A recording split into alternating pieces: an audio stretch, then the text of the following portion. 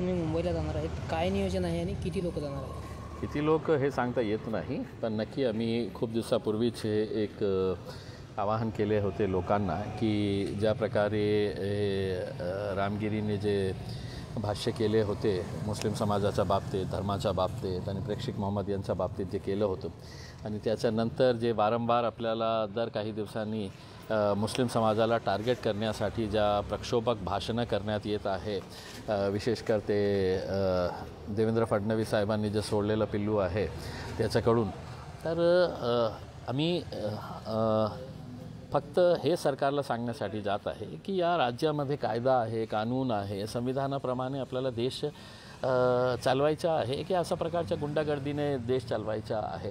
म्हणून हे आठवण देण्यासाठी, त्यांना एक संविधानाची प्रत देण्यासाठी आम्ही एक आवाहन केलं होतं आणि त्याचा चांगला प्रतिसाद आम्हाला मिळालेला आहे. 23 तारखेला आम्ही मुंबईला जाणार.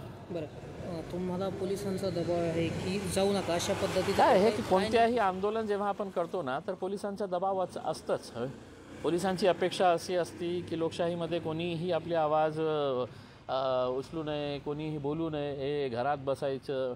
पण लोकशाहीने आपल्याला अधिकार दिलेलं आहे. आम्ही कायद्याप्रमाणे शांतीपूर्ण तरीकेसे आणि लोकशाही मार्गाने जे आम्हाला अधिकार दिलेला आहे ते आम्ही पोलिसांना पत्र दिलेले आहे की आम्ही असं येणार आहे, हे आमचा कार्यक्रम आहे.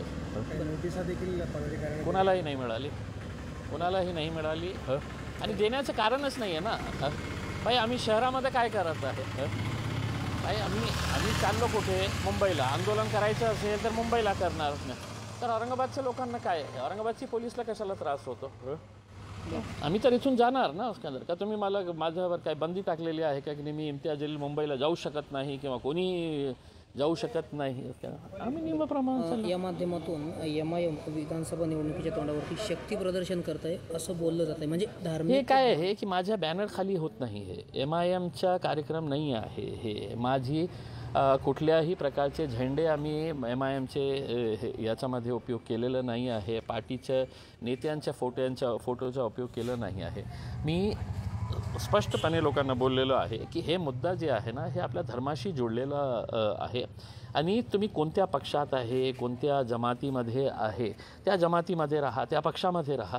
पण एकदा हे जे प्रकार महाराष्ट्रामध्ये सुरू आहे ते मला असं वाटतं की आता आपल्या स्वप्नातील प्लॉट्स घेणे झाले सोपे. रायकरमाळा धायरी येथे, हिरा पार्क येथे 1, 2 आणि 3 गुंठ्यांचे बंगलो प्लॉट्स, सर्व सोयी सुविधायुक्त, रोख खरेदीवर आकर्षक सूट. अधिक माहितीसाठी संपर्क करा